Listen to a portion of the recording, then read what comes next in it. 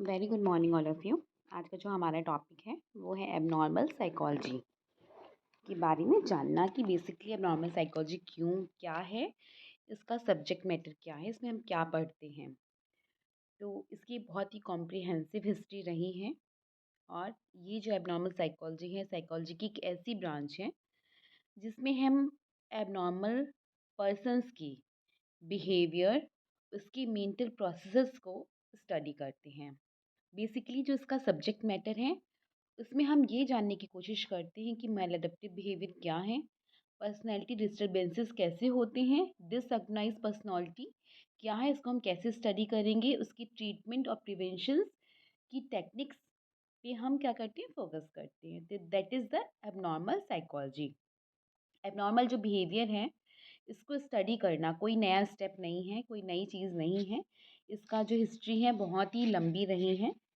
और क्योंकि एबनॉर्मल जो बिहेवियर है या जो मेंटल डिसऑर्डर है, इसकी जो स्टडी की जो स्टार्टिंग है वो बहुत पहले से चली आ रही है, यानी कि 1800 एडी से पहले से चला आ रहा है। तो इसका अगर हिस्ट्री देखो तो उसको किस्कर ने 3 पार्ट्स में डिवाइड किया है। Pre scientific period from primitive time to 1800 AD, एक ये रहा है, यानी कि पूर्व वैज्ञानिक काल, जिसको प्री साइंटिफिक पीरियड बोलते हैं, जिसमें पुरातन समय से लेके 1800 तक का समय, यानी कि pre scientific period from primitive time to 1800 AD.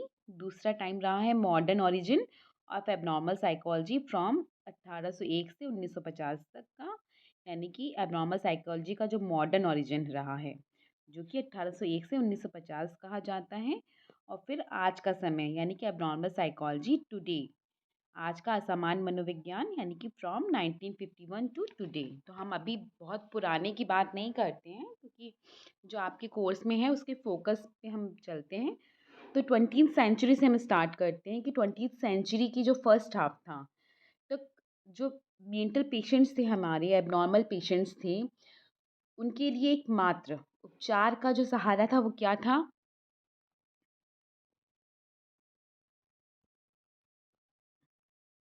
Hmm abnormal psychology today 1951 to today से स्टार्ट करें तो 20th सेंचुरी के फर्स्ट हाफ तक जो मेंटल पेशेंट थे, हमारे मानसिक रोगी थे, उनके उपचार का एकमात्र सहारा क्या था? मेंटल हॉस्पिटल्स थे। अगर किसी को कोई भी दिक्कत होती थी तो उसको वहाँ पे एडमिट करा दिया जाता था और वहाँ पे उसका ट्रीटमेंट चलता था। हम ये मान के चलते थे कि भाई वहाँ पे उसको प्रॉपर ट्रीटमेंट दिया जा रहा है, वही एक प्रॉपर प्लेस है जहाँ पे उसको अच्छे से रखा जा सकता है। ऐसे असाइलम्स में उनको डाल दिया जाता था। परंतु धीमे-धीमे ग्रेजुअली अगर आप देखते तो एक डार्क साइड जो थी वो ऐसे हॉस्पिटल्स की निकल के हमारे सामने आई। तो इससे क्या हो गया कि जो जनरल पॉपुलेशन थी, जनरल पब्लिक थी, उनका एक एटीट्यूड जो था, ठीक है, टूवर्ड्स इन असाइलम्स के प्रति, इन मेंटल हॉस्पिटल के प्रति, वो धीमे-धीमे चेंज होने लगा। क्यों चेंज होने लगा? क्योंकि अमेरिका में ऐसे बहुत से मेंटल हॉस्पिटल्स थे जहाँ देखा गया कि वहाँ जो रोगी एडमिट कराए गए थे, उनके साथ बहुत ही अमानवीय व्यवहार हुआ करता था। ठीक है? इनह्यूमन बिहेवियर जो था वो होता था। उनके साथ इतना ज़्यादा क्रूएल्टी दिखाई जाती थी, उनको जंजीरों से बाँध के रख दिया जाता था। ठीक है? उनको टाइम पे खाना नहीं दिया जा रहा था। ठीक है? बहुत सारे ऐसे चीज़ें थी जो मैं यहाँ पे नहीं बता सकती। तो इससे क्या हुआ कि इससे उनका जो मानसिक रोग कम होने की जगह क्या हो रहा था, बढ़ जा रहा था। मतलब कि एडवर्स इफ़ेक्ट पड़ रहा था, इतनी ज़्यादा क्रूएल्टी दिखाने की वजह से एडवर्स इफ़ेक्ट पड़ रहा था। तो ऐसे मेंटल असाइलम्स, ऐसे जो मेंटल हॉस्पिटल जो 20th सेंचुरी के फर्स्ट हाफ तक सिर्फ़ एक हमारा एक मात्र सहारा थे मेंटल पेशेंट्स के उपचार का, उसके प्रति लोगों का एटीट्यूड चेंज होने लगा और लोगों ने अपना एटीट्यूड चेंज किया, क्योंकि उन्होंने देखा कि वहाँ पे लोगों के साथ इनह्यूमन क्रूअल बिहेव किया जा रहा है। इससे उनका मेंटल डिसऑर्डर कम होने की जगह बढ़ता जा रहा है। तो कभी-कभी तो ये भी देखा गया कि ऐसे टाइम पे ही लोगों का क्या हो गया, लोगों को की डेथ तक हो गई, इतना क्रूअल बिहेवियर हुआ। तो किस्कर ने ऐसे मेंटल हॉस्पिटल्स की जो कंडीशंस थी, सिचुएशंस थी, उनको डिस्क्राइब करते हुए कहा है कि मेंटल पेशेंट्स को इन अस्पतालों में, इन हॉस्पिटल्स में एक छोटा-सा कमरा में झुंड बनाकर रखा जाता है। मतलब कि एक छोटे से कमरे में समझ लो कि बहुत ही छोटा-सा कमरा है, जहाँ पे 1 या 2 लोग रह सकते हैं, वहाँ पे 20-20 लोगों को भर के रखा जा रहा है। ऐसे कमरों में क्या है, टॉयलेट्स की सुविधा नहीं है, वहाँ धूप नहीं है, हवा नहीं है, ठीक है? साँस लेने की भी हवा नहीं है, वहाँ उनको ऐसे कमरों में रखा जा रहा है, वहाँ उनको पेट भर खाना नहीं दिया जा रहा है, ठीक है?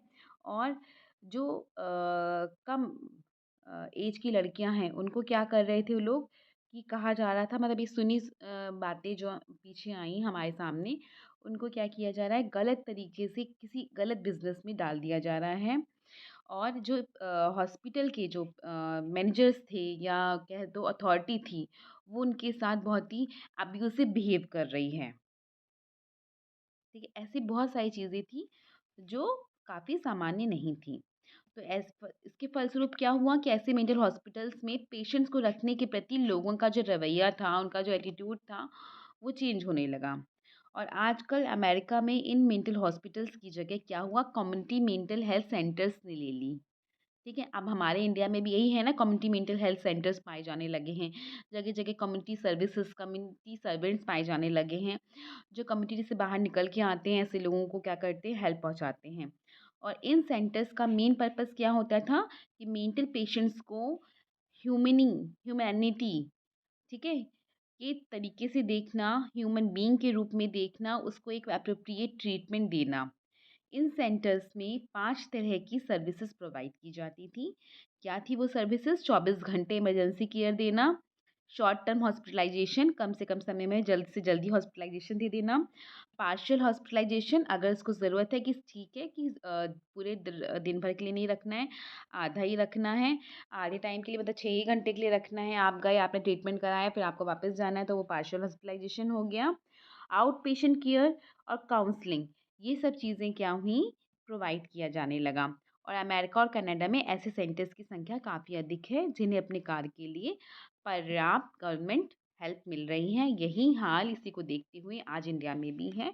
इंडिया में भी ऐसे ही कम्युनिटी हेल्थ सेंटर्स खुले हुए हैं, जहाँ पे ऐसे पेशेंट्स को 24 हॉवर की इमरजेंसी सुविधा प्रोवाइडेड है। बल्कि आजकल तो हॉटलाइन टेलीफ़ोन सेंटर्स की को भी प्रोवाइड किया जा रहा है। कोविड पीरियड में आपने देखा ही होगा कि टेलीफ़ोनिक काउंसलिंग अपने चरम पे थी और बहुत ही अच्छे से अपना मेन रोल प्ले कर रही थी।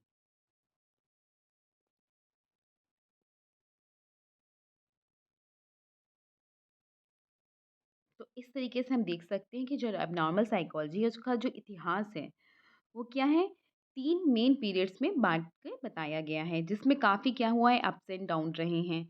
जो हमारा स्टार्टिंग पीरियड था, यानी कि प्री साइंटिफिक पीरियड था, उसमें एबनॉर्मैलिटी को, ठीक है, देवी-देवताओं का जो प्रकोप है, ठीक है, उसके रूप में देखा गया कि उनके प्रकोप की वजह से ही एबनॉर्मल बिहेवियर डेवलप हो रहा है। फिर जो मॉडर्न और पीरियड आया, जिसमें जो 1801 से 1950 में आया, उसमें इस विचार को मान्यता दी गई कि जो मानसिक असामान्यता है, मेंटल एबनॉर्मैलिटी है, वो एक प्रकार का क्या है, मानसिक रोग है, उसे समझकर उसके ह्यूमन ट्रीटमेंट पर बल डाला जाए, ये बात आई। और इस टाइम पीरियड में एबनॉर्मैलिटी का जो कारण था, वो सोशल एनवायरनमेंट को बताया गया। फिर इसके बाद जो आया, जो अभी टुडे का टाइम है, 1950 के बाद का जो समय आया, उसमें एबनॉर्मल साइकोलॉजी से पहले से चले आ रहे मेंटल हॉस्पिटल्स में किए जा रहे उपचार को, जो भी ट्रीटमेंट चल रहा था, उसको अमानवीय ठहराया गया और उसको क्रिटिसाइज़ किया गया और इसके प्रति लोगों का जो एटीट्यूड था, वो बदला। जिसकी वजह से कम्युनिटी मेंटल हेल्थ सेंटर्स उभर के सामने आए और क्राइसिस इंटरवेंशन सेंटर्स जो हैं, आज जो जानते हैं क्राइसिस इंटरवेंशन सेंटर्स हैं, उन्होंने इसकी जगह ले ली। ठीक है, तो अब ये तरीके से हम देख सकते हैं एबनॉर्मल साइकोलॉजी को कि पहला प्री साइंटिफिक पीरियड, जिसमें बताया गया कि एबनॉर्मल बिहेवियर इसलिए डेवलप हो रहा है क्योंकि देवी देवताओं का प्रकोप है, इसलिए 1801 से 1950 का मॉडर्न पीरियड, जिसमें ह्यूमन ट्रीटमेंट पे फ़ोकस डाला गया कि जो असमानता है, एबनॉर्मैलिटी है, उसको मानसिक रोग तो माना गया, पर उसके ह्यूमन ट्रीटमेंट पे फ़ोकस डाला गया कि हम उसका उपचार कैसे करें, मानवीय तरीके से करें। और ये एबनॉर्मैलिटी क्यों डेवलप होती है? सोशल एनवायरनमेंट की वजह से डेवलप होती हैं। फिर जो आज का पीरियड आया 1950, यानी कि 20वीं शताब्दी का पीरियड आया, उसमें कहा गया मेंटल हॉस्पिटल जो शुरुआत से चले आ रहे थे, बीच टाइम से, मॉडर्न पीरियड से, उसमें कहा गया कि इसमें अमानवीय व्यवहार हो रहा है पेशेंट्स के लिए और उनको क्रिटिसाइज़ किया गया और फिर क्रिटिसाइज़ेशन की वजह से लोगों की जो एटीट्यूड है, परसेप्शन है, ऐसे हॉस्पिटल्स की तरह बदला और फिर कम्युनिटी मेंटल हेल्थ सेंटर्स उभर कर सामने आए, जिसे हम आज क्राइसिस इंटरवेंशन सेंटर के नाम से भी जानते हैं। अब बात करते हैं, ये तो रही हिस्ट्री, अब बात करते हैं what is abnormal behaviour. What is abnormal behaviour? है क्या वैसे एबनॉर्मल बिहेवियर? तो एबनॉर्मल बिहेवियर को हम 2 तरीके से देख सकते हैं। The word is normal and the second is normal, ठीक है? Normal and abnormal. The word is normal, जो शब्द है वो किससे निकल के आया है? नॉर्मा शब्द से बना है, जिसका अर्थ है कारपेंटर्स रूल्स, यानी कि बढ़ई का स्केल, ठीक है? जो नॉर्मल वर्ड है वो लैटिन वर्ड नॉर्मा से बना है, जिसका मतलब है कारपेंटर्स रूल्स, ठीक है? Just as a carpenter uses his scale as a standard to determine what would be the normal measurement, यानी कि जिस तरह से एक कारपेंटर अपने स्केल का प्रयोग करता है एक स्टैंडर्ड के रूप में, यह निश्चित करने के लिए, ठीक है, कि किस सिचुएशन में क्या सामान्य मापन होगा, ठीक इसी अर्थ में नॉर्मल वर्ड को अंग्रेजी भाषा में एक नॉर्म की तरह यूज़ किया जाता है, ठीक है? कि क्या कितना नॉर्मल है, कितना क्राइटेरिया नॉर्मल आ रहा है, कितना क्राइटेरिया एबनॉर्मल आ रहा है, ठीक है? कितना हम लें कि नॉर्मल आएगा, तो इस नॉर्म के अकॉर्डिंगली इस नॉर्मल वर्ड का यूज़ किया गया है, ठीक है? आप देखें तो बहुत सारे जो साइकोलॉजिस्ट हैं, एक्सपर्ट्स हैं, उनमें आज भी इस बात पे असहमति है कि नॉर्मल क्या होगा। कुछ लोग एक बिहेवियर को नॉर्मल मानते हैं, तो कुछ लोग उसी व्यवहार को क्या करेंगे, समान मानेंगे। मतलब अगर वही व्यवहार दूसरी संस्कृति या समाज में हो रहा है, तो उसे एबनॉर्मल मानेंगे। जब सामान्य क्या है, इसे यूनिवर्सली हम डिफाइन नहीं कर सकते, तो हम फिर कैसे एबनॉर्मल बिहेवियर को करेंगे? तो यहाँ पे अब बहुत ज़रूरी हो जाता है नॉर्मल बिहेवियर को समझना कि व्हाट इज़ नॉर्मल, ठीक है? तो नॉर्मल वर्ड में अगर हम ए बी जोड़ दें, तो वो एबनॉर्मल हो गया, ठीक है? मतलब कि असामान्य हो गया। तो इस फैक्ट को ध्यान में रखते हुए कहा जा सकता है कि असामान्य वह है जो सामान्य नहीं है या सामान्य से परे है या भिन्न है, यानी कि abnormal is one which is not normal और अवे फ्रॉम नॉर्मल, ठीक है? असामान्य क्या है? असामान्य वह है जो सामान्य नहीं है या सामान्य से परे है, ठीक है? तो क्या हो गया, abnormal is one which is not normal और अवे फ्रॉम नॉर्मल। परंतु मात्र इतना कह देने से कि असामान्य व्यवहार का अर्थ स्पष्ट नहीं हो जाएगा, तो हमें इसको और अच्छे से समझना होगा। तो अकॉर्डिंग टू रीगर उन्होंने बोला कि एबनॉर्मल बिहेवियर एक ऐसा व्यवहार है जो सोशली, ठीक है, अमान्य है, दुखदाई है और डिस्टॉर्टेड कॉग्निशन के परिणाम स्वरूप उत्पन्न हो रहा है, ठीक है? उन्होंने क्या बताया कि अबनॉर्मल बिहेवियर एक ऐसा बिहेवियर है जो सोशली अमान्य है, जिसको मान्यता नहीं दी जा सकती, एक्सेप्टेबल नहीं है, जो आपको दुख पहुँचाए, जो आपकी कॉग्निशन, आपकी थॉट्स को, आपकी फीलिंग को, इमोशन को क्या कर दे, बिगाड़ दे, डिस्टॉर्टेड कर दे, ठीक है? उसके फलस्वरूप जो भी चीज़ें डेवलप होंगी दैट इज़ द असामान्य व्यवहार, यानी कि एबनॉर्मल बिहेवियर। चूँकि ऐसे व्यवहार से व्यक्ति को सामान्य समायोजन, यानी कि एप्रोप्रिएट एडजस्टमेंट करने में कठिनाई होगी, तो इसके फलस्वरूप क्या होगा, मालएडेप्टिव बिहेवियर डेवलप हो जाएगा, ठीक है? इसी वजह से मेंटल हेल्थ प्रोफेशनल्स ने कुछ क्राइटेरिया बताए हैं एबनॉर्मल बिहेवियर के, जिसके तहत हम जान सकते हैं व्हाट इज़ एबनॉर्मल। अभी क्राइटेरिया आप देखिए क्या है। पहला क्राइटेरिया है कि क्राइटेरिया ऑफ स्टैटिस्टिकल इनफ्रीक्वेंसी। दूसरा क्या है, criteria of norms violation, criteria of personal distress, criteria of disability और डिसफंक्शन, क्राइटेरिया ऑफ अनएक्सपेक्टेडनेस। अब क्राइटेरिया ऑफ स्टैटिस्टिकल इन्फ्लुएंसेस, यानी कि सांख्यिकी बारंबारता की कसौटी। इस क्राइटेरिया के अकॉर्डिंग वे सभी व्यवहार अबनॉर्मल हैं जो कि स्टैटिस्टिकली क्या हैं, इनफ्रीक्वेंट हैं, इसमें कोई फ्रीक्वेंसी नहीं है, इनफ्रीक्वेंट हैं। दूसरे शब्दों में कहें तो इस क्राइटेरिया के अनुसार वे सभी व्यवहार एबनॉर्मल होते हैं जो कि स्टैटिस्टिकल एवरेज से क्या होते हैं, विचलित होते हैं, ठीक है, डेविएट होते हैं, ठीक है, जो सामान्य कसौटी से विचलित हैं। जो व्यवहार उस एवरेज में आते हैं वे सामान्य कहलाएंगे और जो उससे भिन्न होंगे वो असामान्य कहलाएंगे, ठीक है? इस कसौटी का उपयोग मेंटल रिटार्डेशन जैसे कि एबनॉर्मल बिहेवियर को परिभाषित करने के लिए किया जाता है। जैसे कि फॉर एग्ज़ाम्पल जिन व्यक्तियों की आईक्यू बुद्धि लब्धि 70 से कम होगी, तो हम उनको क्या कहेंगे कि उनकी बुद्धि इतनी कम समझी जाएगी कि उनको मेंटली रिटार्डेड बोला गया। एक क्राइटेरिया दिया गया है ना कि भाई 70 के ऊपर 80 के ऊपर वालों को एवरेज माना जाएगा, इससे नीचे वालों को कम। तो इस क्राइटेरिया के ऊपर जो आएँगे वो सब ठीक है, नॉर्मल हैं। इस क्राइटेरिया के नीचे जो आएँगे वो एबनॉर्मल हैं। ठीक है? तो वही बताया गया है कि वो सभी लोग इस क्राइटेरिया के तहत स्टैटिस्टिकल एवरेज से अगर विचलित हो जाएँगे, तो वो एबनॉर्मल हो जाएँगे और जो इस क्राइटेरिया पे आएँगे, फुलफ़िल करेंगे इस क्राइटेरिया को, वो क्या होंगे? नॉर्मल होंगे। इसके बाद जो है हमारा दूसरा क्राइटेरिया क्या है? Criteria of norms violation. Norms violation क्या बोलता है कि प्रत्येक व्यक्ति एक समाज में रहता है जिसका अपना खुद का नॉर्म होता है, जो ये बताता है कि उसे क्या करना चाहिए और क्या नहीं करना चाहिए। जब व्यक्ति का व्यवहार इस स्टैंडर्ड के अनुकूल होता है, ठीक है?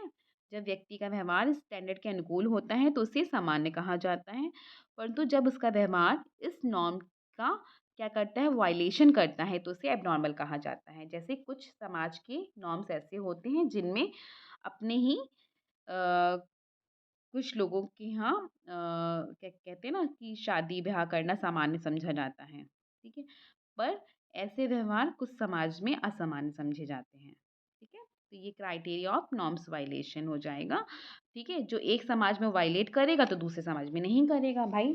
कुछ हो सकता है कि कुछ जो हमारे यहाँ जो एक समाज में नॉर्म्स वायलेशन कहा जा रहा है, वही दूसरे समाज में नॉर्म्स वायलेशन नहीं भी कहा जाएगा। तो ये समाज से समाज के प्रति अलग-अलग क्या हैं एटीट्यूड्स हैं, प्रचलित हैं। फिर है क्राइटेरिया ऑफ पर्सनल डिस्ट्रेस। अब इसमें क्या होगा कि एबनॉर्मल बिहेवियर को पर्सनल डिस्ट्रेस और सफरिंग की कसौटी के रूप में भी परिभाषित किया गया है। अगर व्यक्ति का व्यवहार ऐसा है कि जिसमें उसे अधिक तकलीफ या यातना उत्पन्न होती है, तो इसे एबनॉर्मल बिहेवियर कहा जाएगा। अगर एक पर्सन अपने आप को ही इतनी पर्सनल डिस्ट्रेस दे रहा है, सफरिंग दे रहा है, जिससे उसे बहुत ज़्यादा दिक्कत हो रही है, तो कहा जाएगा ना कि एबनॉर्मल बिहेवियर है उसका। अगर एंग्ज़ायटी डिसऑर्डर, डिप्रेशन से सफ़र कर रहे व्यक्तियों को अधिक से अधिक सफरिंग झेलनी पड़ रही है, तो इस क्राइटेरिया के अकॉर्डिंग उसका बिहेवियर एबनॉर्मल है। ठीक है? तो ये हो गया criteria of personal distress. Next है क्राइटेरिया ऑफ डिसेबिलिटी और डिसफंक्शन। अब इसमें क्या है, डिसेबिलिटी और डिसफंक्शन के बेस पे एबनॉर्मल बिहेवियर को इसमें डिफाइन किया गया है। अगर कोई व्यक्ति अपने गोल की प्राप्ति करने में अपने आप को डिसेबल या अनेबल महसूस कर रहा है, तो उसकी इस बिहेवियर को भी एबनॉर्मल बिहेवियर कहा जाएगा। जैसे अगर कोई व्यक्ति एरोप्लेन में क्या कर रहा है, जाने से इतना डरता है कि उसकी जो प्रोग्रेस है या परफॉर्मेंस है या प्रमोशन है, वो भी छूट रहा है उससे। तो उसे इस तरह की अयोग्यता को उसकी इस तरह की अयोग्यता को क्या कहा जाएगा? एबनॉर्मल बिहेवियर का कंपोनेंट माना जाएगा कि भाई उसने सिर्फ़ इसलिए छोड़ दिया अपना प्रमोशन क्योंकि उसे हवाई जहाज़ में यात्रा करनी पड़ती। ठीक है? तो ये क्या है? डिसेबिलिटी या डिसफंक्शन है। अगर कोई फॉर एग्ज़ाम्पल एक और अगर कोई व्यक्ति को तैरना अच्छी तरह आता है और वह यह भी जानता है कि पानी में उसे किसी तरह का कोई खतरा नहीं है, परंतु फिर भी वह पानी में प्रवेश करने में डरता है, तो इसे क्या कहेंगे? डिसफंक्शनल बिहेवियर कहेंगे, है कि नहीं?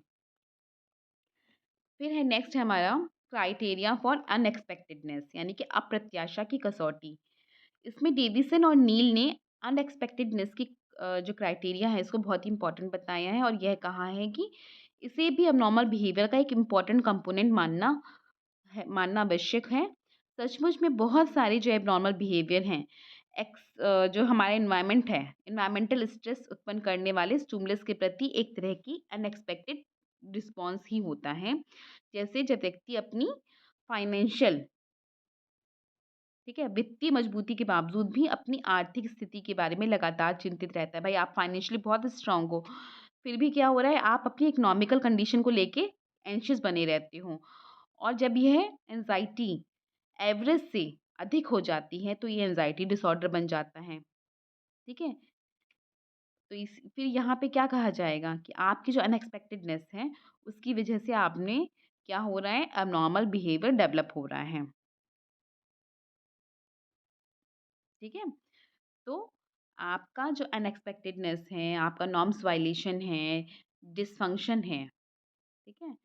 और आपका इनफ्रीक्वेंसी है। अगर आप इसमें खरे नहीं उतर रहे हो, इसके क्राइटेरिया को फुलफ़िल नहीं कर रहे हो, नीचे जा रहे हो, डेविएट हो रहे हो, तो यहाँ पे आपका जो बिहेवियर है वो एब्नॉर्मल कहा जाएगा। ये आपके 5 बिहेवियर हो गए। इसके बाद डिसफंक्शन और डेंजर के बेस पे कोमर ने 4 डीज़ बताए हैं एब्नॉर्मल बिहेवियर के। पहला क्या है? डेविएंस यानी कि विचलन। इसके अंतर्गत उन सभी बिहेवियर को एब्नॉर्मल बिहेवियर की कैटेगरी में रखा जाता है, जो सोशल नॉर्म से क्या हैं? भिन्न हैं, सोशल नॉर्म से अलग हैं। आप सोशल नॉर्म्स के अकॉर्डिंग बिहेव नहीं कर रहे हो, उससे थोड़ा-सा डेविएट बिहेव कर रहे हो, उससे अलग हट के बिहेव कर रहे हो, तो आप क्या कहे जाओगे? एब्नॉर्मल बिहेवियर वाले कहे जाओगे। डिस्ट्रेस डिस्ट्रेस में क्या होगा? एब्नॉर्मल बिहेवियर ऐसे बिहेवियर को कहा जाएगा जो स्वयं व्यक्ति के लिए दुखदाई या तकलीफदेह होगा, जो आपको डिस्ट्रेस दे रहा है। डिसफंक्शन एब्नॉर्मल बिहेवियर ऐसे बिहेवियर को कहा जाएगा जो व्यक्ति के दिन प्रतिदिन के व्यवहार या क्रिया को करने में बाधक सिद्ध हो रहा है, आपको क्या कर रहा है? ऑब्स्टिकल क्रिएट कर रहा है। यह व्यक्ति को इतना अधिक अ, परेशान कर देगा कि साधारण सामाजिक परिस्थिति या कार्य में भी अपने आप को ठीक ढंग से समायोजित नहीं कर पाएगा एक पर्सन। तो डेंजर, अब इसके बाद आता है डेंजर। एबनॉर्मल बिहेवियर सामान्यतः स्वयं व्यक्ति और रोगी के लिए तो खतरनाक होता ही है, साथ ही साथ अन्य व्यक्तियों के लिए भी खतरनाक साबित होता है। ऐसे व्यक्तियों में चूंकि असावधानी और गलत निर्णय, हॉस्टिलिटी, मिसइंटरप्रिटेशन अधिक होता है, तो इनका जो बिहेवियर होता है खुद के लिए तो डेंजरस हो ही जाता है, दूसरे के लिए भी डेंजरस हो जाता है। तो ये सभी चीज़ें क्या होंगी? एबनॉर्मल बिहेवियर के तहत आएँगी। अब हम बात करते हैं क्या-क्या कैरेक्टरिस्टिक्स होती हैं एबनॉर्मल बिहेवियर की। हम कब कहेंगे कि ये बिहेवियर एबनॉर्मल है। तो एबनॉर्मल बिहेवियर से तात्पर्य जनरली ऐसे बिहेवियर से हैं जो सोशल नॉर्म्स और एक्सपेक्टेशन के क्या हैं? प्रतिकूल है, अपोज़िट हैं, अनुकूल नहीं है। जो हमारे सोशल नॉर्म्स और एक्सपेक्टेशन के अनुकूल काम नहीं कर रहा है, उसके अपोज़िट काम कर रहा है। साथ ही साथ क्या है? मालअडैप्टिव भी है। ठीक है? परंतु इतना कह देने से हम ये नहीं कह सकते कि एबनॉर्मल बिहेवियर ये है, ठीक है? हमें इसके बारे में इसके नेचर को समझना पड़ेगा। तो एबनॉर्मल बिहेवियर क्या है? जो एंटी सोशल हो। अब एंटी सोशल बिहेवियर क्या है? एबनॉर्मल बिहेवियर सामान्य रूप से स्वीकृत नियमों यानी कि एक्सेप्टेबल नॉर्म्स यानी कि रूल्स, सोशल नॉर्म्स, वैल्यूज़ का क्या करता है? विरोध करता है। जब व्यक्ति कोई भी व्यवहार इस ढंग से करेगा कि उससे सोसाइटी के जो नियम हैं और नॉर्म्स हैं उसका उल्लंघन होगा, तो हम कहेंगे ये एबनॉर्मल बिहेवियर है। यानी कि चोरी करना, बलात्कार करना, हत्या करना, ये सब क्या है? एबनॉर्मल बिहेवियर है, एंटी सोशल बिहेवियर। अगर कोई एंटी सोशल बिहेवियर आपके अगल-बगल करता पाया जाए, तो समझ लेना कि ये एबनॉर्मलिटी का एक पहला साइन है। फिर है मेंटल इम्बैलेंस यानी कि मानसिक असंतुलन। एबनॉर्मल बिहेवियर करने वाले व्यक्ति मानसिक रूप से क्या होते हैं? इम्बैलेंस्ड होते हैं, मेंटली इम्बैलेंस्ड होते हैं। ऐसे व्यक्तियों के जो विचार हैं, थॉट्स हैं, बिहेवियर हैं, उनमें इनस्टेबिलिटी पाई जाती है। वे अभी कुछ और सोचेंगे, कुछ देर बाद कुछ और सोचने लगेंगे। अभी कुछ और कह रहे हैं, कुछ देर बाद उसके अपोज़िट कहने लगेंगे। तो ये इसमें इनकंसिस्टेंसी है ना, पर एक नॉर्मल पर्सन अभी सिचुएशन में जैसा है, दूसरी सिचुएशन में भी वैसा ही बिहेव करेगा। ये नहीं कि घर में तो बहुत शांत है, वहाँ जाके चिल्ला-चिल्ला के, चीख-चीख के बात कर रहे हैं। एक कंसिस्टेंसी बनी रहेगी, ठीक है? फिर है दूसरा पुअर एडजस्टमेंट। एबनॉर्मल बिहेवियर की एक मेन कैरेक्टरिस्टिक्स ये है कि ऐसे व्यवहार में समायोजन में क्या होता है? एडजस्टमेंट नहीं पाया जाता। पुअर एडजस्टमेंट पाया जाता है, एडजस्टमेंट की कमी होती है। एबनॉर्मल बिहेवियर दिखाने वाले व्यक्ति डिफरेंट डिफरेंट सिचुएशंस में अपने आप को ठीक से समायोजित नहीं कर पाते। फिर है next lack of insightful behaviour यानी कि सूझपूर्ण व्यवहार की कमी। तो एबनॉर्मल बिहेवियर में सूझ की कमी होती है।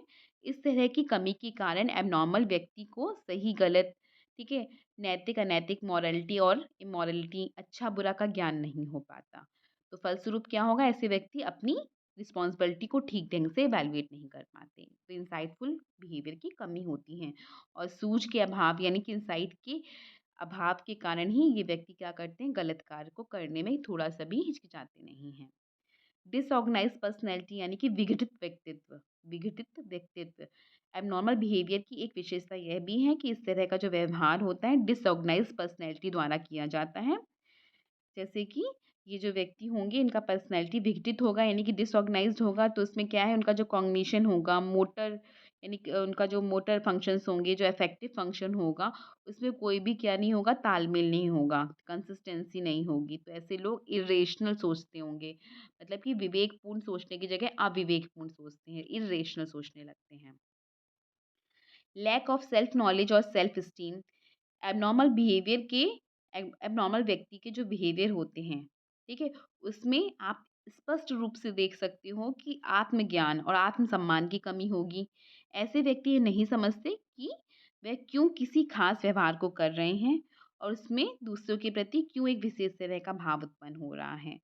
तो ऐसे व्यक्ति अपने जो लायबिलिटी है उसका सही-सही मूल्यांकन नहीं कर पाते, सही-सही अपनी ज़िम्मेदारियाँ नहीं उठा पाते, अपने खुद के सम्मान के लिए कोई एफ़र्ट नहीं करते, ठीक है?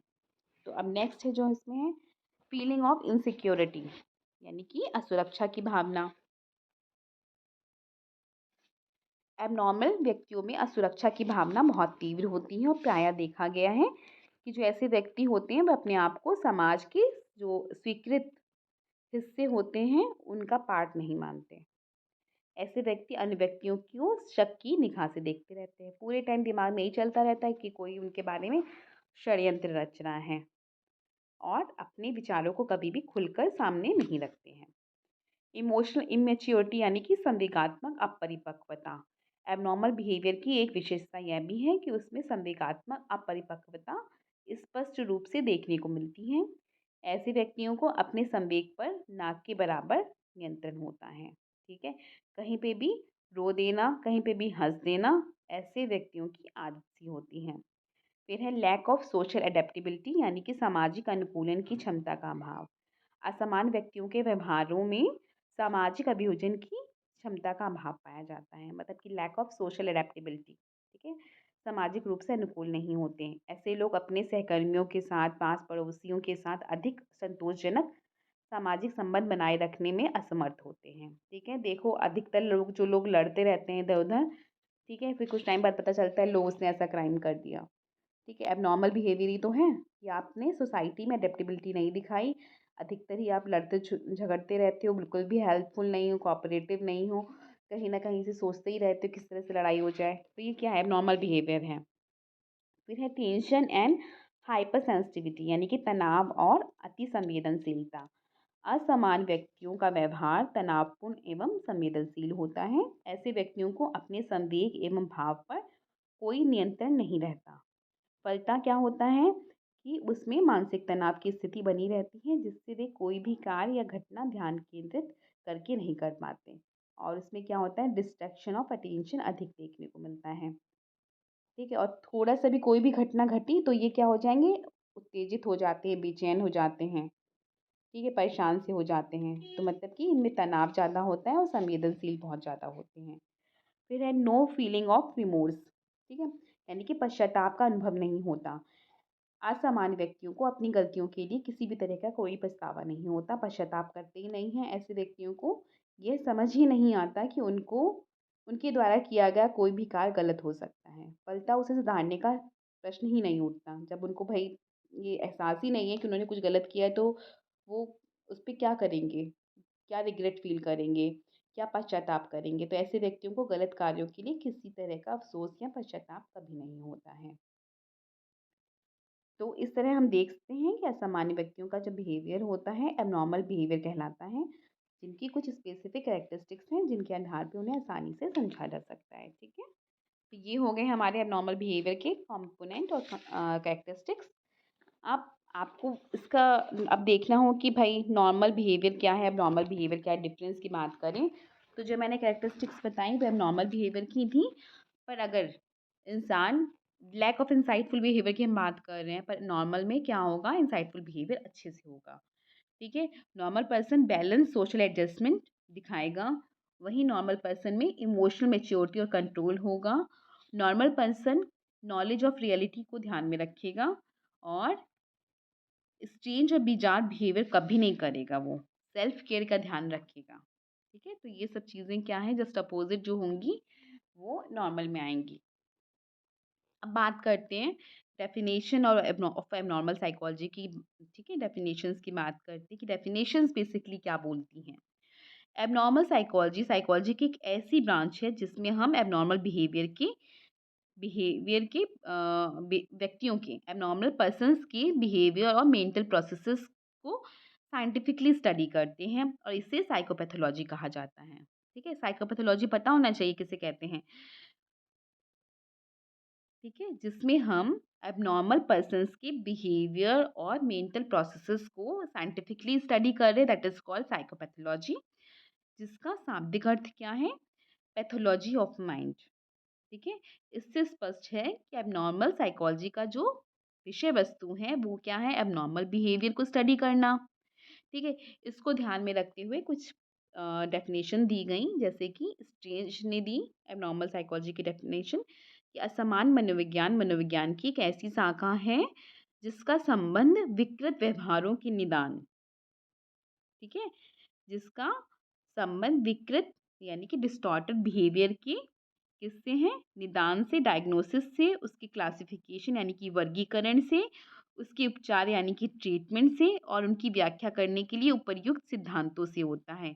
And theories that explain them. ठीक है, दैट इज द क्या है? Abnormal psychology. एबनॉर्मल साइकोलॉजी एक ऐसी मनोविज्ञान की एक ऐसी शाखा है जिसका संबंध विकृत व्यवहारों के निदान यानी कि डिस्टॉर्टेड बिहेवियर के डायग्नोसिस, उनके क्लासिफिकेशन, ट्रीटमेंट और उनके बिहेवियर को व्याख्या करने के लिए जो सिद्धांतों का हम यूज़ कर रहे हैं उससे होता है। ठीक है, दूसरा किसकर ने क्या डेफिनेशन दी? एबनॉर्मल साइकोलॉजी मनोविज्ञान की एक विशिष्ट शाखा है जो व्यक्तित्व संबद्ध अशांति, ठीक है, dealing with personality disturbances and behaviour disorders, जो व्यक्तित्व संबद्ध अशांति और व्यवहार रोगों का अध्ययन करता है। ठीक है, जो व्यक्तित्व से संबंधित अशांति डेवलप हो रही है और व्यवहार में व्यवहारपूर्ण जो रोग हैं, व्यवहार से रिलेटेड जो रोग हैं उनका अध्ययन करता है। ठीक है, यही एबनॉर्मल साइकोलॉजी है। कार्सन और बुचर ने भी एक बहुत अच्छी डेफिनेशन दी। इन्होंने क्या कहा कि एबनॉर्मल साइकोलॉजी या मनोरोग विज्ञान को लंबे अरसे से मनोविज्ञान का एक ऐसा क्षेत्र समझा जाता है जो असमान व्यवहार को समझने, उसके उपचार और उसके रोकथाम से संबंधित हो।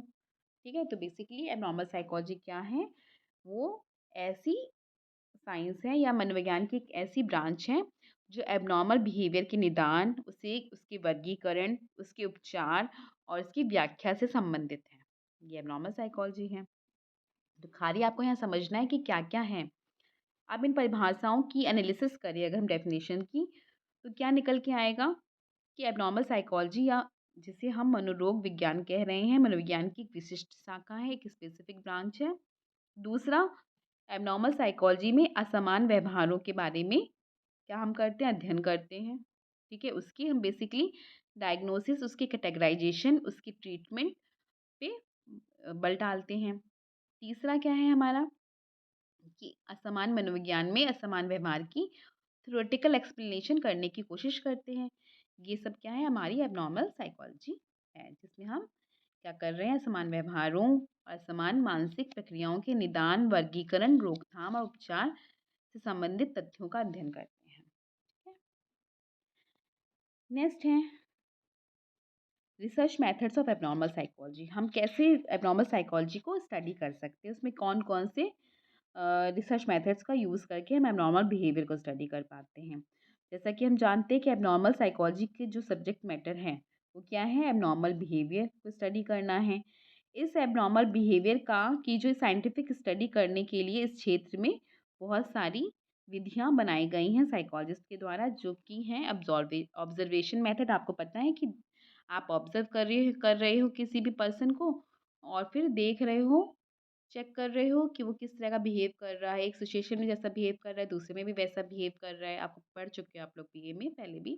तो observation method, experimental method, clinical case study method, correlational method और लॉन्गिट्यूडनल मेथड, ये सब क्या हो जाएंगे? ये रिसर्च मेथड हैं जो कि एबनॉर्मल बिहेवियर की स्टडी करने के लिए यूज़ होते हैं। ठीक है। तो ऑब्जर्वेशनल मेथड क्या है कि ऐसी साइंटिफिक और सिस्टमेटिक मेथड है जिसमें एक प्रशिक्षित, ट्रेन्ड ऑब्जर्वर मेंटल डिसऑर्डर से ग्रसित व्यक्तियों के व्यवहारों को ऑब्जर्व करता है। ठीक है, ये हमारा ऑब्जर्वेशन मेथड है तो बहुत लंबा, छोटा छोटा सा बता दे रही हूँ। एक्सपेरिमेंटल मेथड क्या होता है कि जिसमें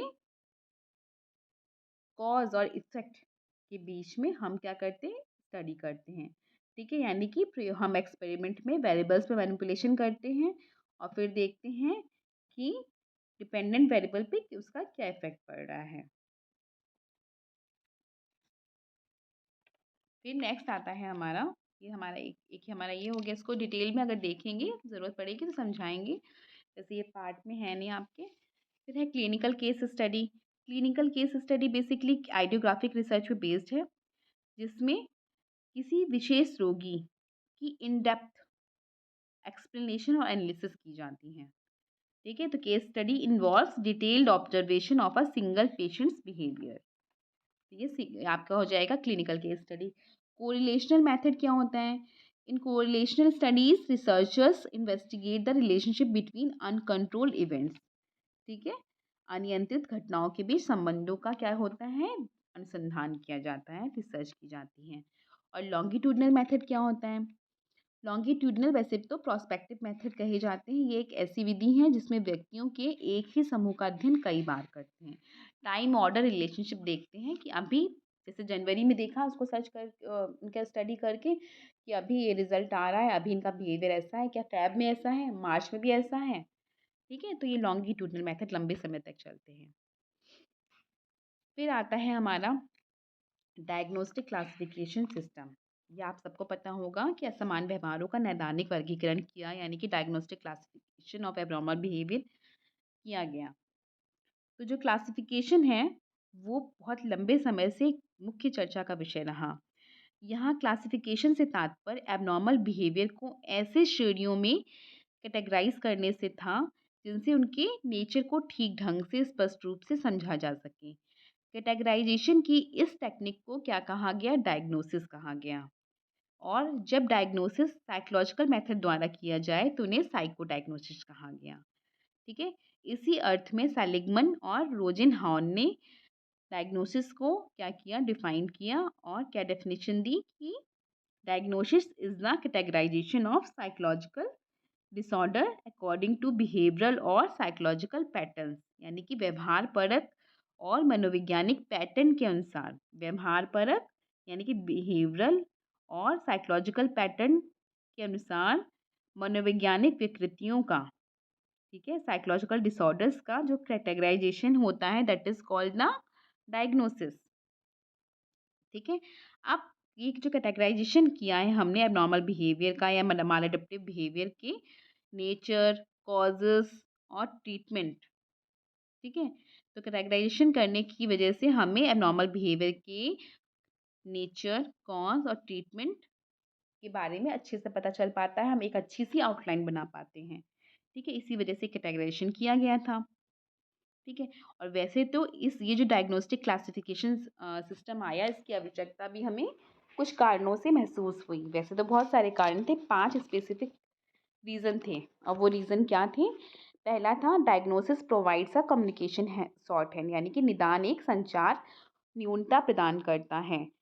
डायग्नोसिस से जो मेंटल पेशेंट्स हैं उनके बारे में हमें सही ढंग से कम्युनिकेशन कम शब्दों में किया जाना संभव हो पाता है। ठीक है, डायग्नोसिस से जो मेंटल पेशेंट्स होते हैं उनके बारे में सही ढंग से कम शब्दों में बयान कर पाना संभव हो पाता है। ऐसा देखा गया है कि जो मेंटल पेशेंट्स होते हैं कई तरह के लक्षण दिखाते हैं।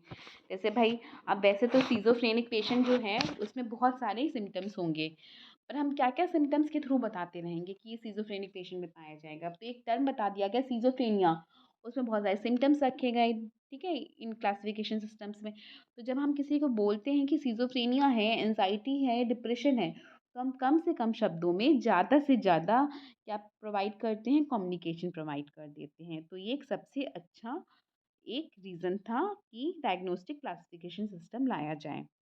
जैसे कि कोई मेंटल पेशेंट हो सकता है जो अपने विचारों को ठीक ढंग से सही नहीं रखता रखता हो, प्रायः उसे अनुभव होता है कि लोग उसे कुछ ना कुछ लेने की कोशिश करते हैं, काम में मन नहीं लगता, हमेशा स्ट्रेसफुल रहता है, उसे विजुअल सेंसेशंस होते रहते हैं, विजुअल हैलुसिनेशंस होते रहते हैं, डेल्यूजन्स होते रहते हैं। तो ये तो बहुत सारे सिम्पटम्स दिखा रहे हैं, तो अगर हम इसको और उसके लगता रहता है लोग उसके बारे में बात कर रहे हैं, उसके अंदर शक करने की प्रवृत्ति देखी जा रही है, तो हम इसको क्या कर सकते हैं? डायग्नोसिस कर सकते हैं पैरानॉइड सिज़ोफ्रेनिया। ठीक है? एक स्पेसिफ़िक हमने नाम दे दिया, तो इससे हमें बार-बार सिम्पटम्स को बताने की बहुत ज़्यादा ज़रूरत नहीं है। सिर्फ़ एक नाम देने से हमें उसके बहुत सारे सिम्पटम्स अपने आप ही समझ में आने लगेंगे। नेक्स्ट है diagnosis tells something about treatment, यानी कि जो साइकोलॉजिस्ट होते हैं, ठीक है? या ये देखो इसके बारे में diagnosis tells about something about treatment, यानी कि निदान उपचार के बारे में कुछ सूचना देता है। मनोवैज्ञानिक रोग के लिए कई तरह की जो उपचार विधियाँ हैं उपलब्ध हैं, तथा उसमें कुछ ऐसी हैं जो खास तरह से डिसऑर्डर के लिए अधिक बेनिफिशियल हैं।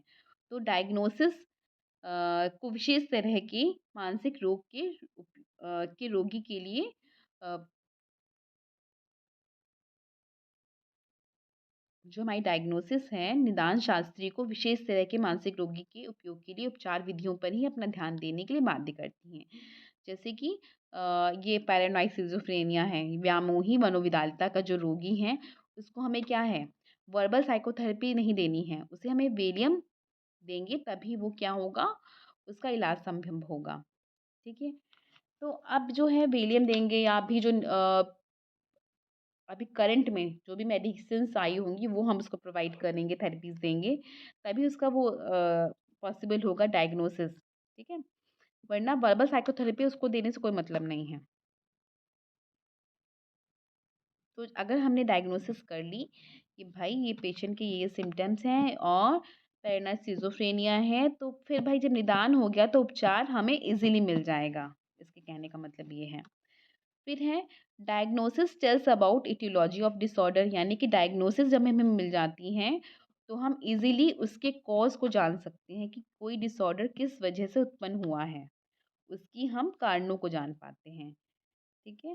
फिर है डायग्नोसिस एड्स साइंटिफिक इन्वेस्टिगेशन, यानी कि निदान से वैज्ञानिक अनुसंधान में मदद मिलती है। जब हमें डायग्नोसिस पता चल जाता है तो हम उस डिसऑर्डर के वैज्ञानिक, ठीक है, अनुसंधान कर सकते हैं, हम साइंटिफिकली उस डिसऑर्डर को देख सकते हैं। फिर है निदान जो है हमारा, यानी कि डायग्नोसिस जो है allows third party to like payment, यानी कि निदान तीसरे पार्टी के भुगतान करने में मदद करता है। यानी कि अक्सर देखा गया है कि जो साइकोलॉजिस्ट होते हैं या मनोवैज्ञानिक जो होते हैं, रोगों के उपचार एवं देखभाल में होने वाले खर्च का पार्शियल या होल जो होता है वो तीसरी पार्टी से, यानी कि बीमा कंपनी, मेडिकल संस्थान भी कभी-कभी उसमें अपना जो होते हैं इंश्योरेंस कर देते हैं। इससे क्या होता है कि डायग्नोसिस करने के बाद इन सब चीज़ों में हमें हेल्प मिल जाती है और पर्सन अपना फ्री होके अपने जो ये होते हैं बिल्स होते हैं, एक्सपेंसेस होते हैं, उनका खर्चा उठा पाता है। तो ये सब क्या थे हमारे डायग्नोस्टिक क्लासिफिकेशन सिस्टम की रीज़न थे कि क्यों बनाया जाए पहले तो। ठीक है? अब इसके बाद हम बता दें कि 2 तरह के सिस्टम सामने आए हमारे, बहुत सारे एफ़र्ट किए गए।